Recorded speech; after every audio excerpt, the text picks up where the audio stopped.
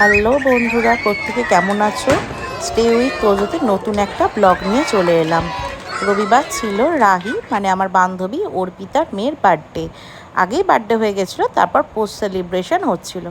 তো আমি শাড়ি পরে রেডি হয়ে গেছিলাম। তোজো, রাহুল আর আমরা চলে গেছিলাম শ্রীরামপুরেই। ওরা একটা লজ ভাড়া নিয়েছিল, সেখানে সেলিব্রেশন হচ্ছিল। ভীষণ সুন্দর করে রাহিকে সাজিয়েছে, তোমরা দেখেছো। আর এই যে আমাদের গুন্ডা ছেলে, সে ক্যামেরাম্যানের ক্যামেরা নিয়ে কাড়াকাড়ি করছিল। তার কি ফটো তোলা হবে, সেই ক্যামেরা নিয়ে ফটো তুলে যাবে। আর সেলিব্রেশনের টুপি, মানে এত দুষ্টুমি করেছে বলার নয়। ওর থেকে প্রত্যেকে বড়, কিন্তু ও ছোট হয়ে সবার সাথে একদম তাল মিলিয়ে বরঞ্চ তাদের থেকে বেশি বেশি দুষ্টুমি করে গেছে।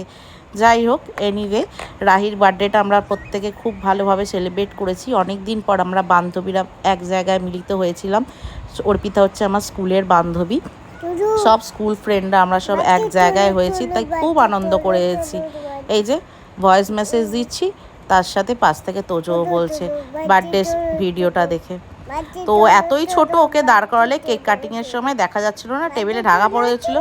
ওই জন্য পিছন থেকে রাহুল ওকে নিয়ে দাঁড়িয়েছিল কোলে করে, ও দেখতে পাচ্ছিল না বলে।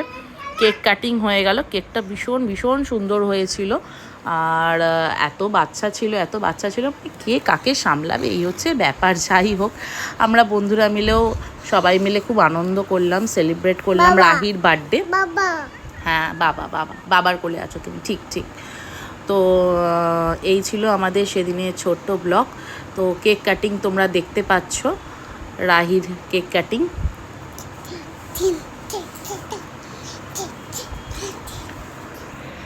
এরপর আমরা বসে পড়েছিলাম ডিনারে। তোমাদের মেনু কার্ডটা আমি দেখিয়ে দিয়েছি যে কি কি ছিল সেদিনে আমাদের ডিনারের মেনুতে।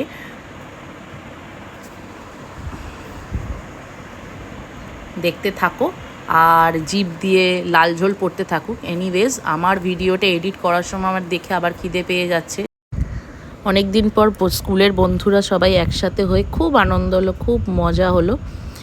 আজকের ব্লগ এতটা অবধি, টাটা। প্রত্যেকে যদি ব্লগটা ভালো লেগে থাকে প্লিজ লাইক, কমেন্ট, শেয়ার।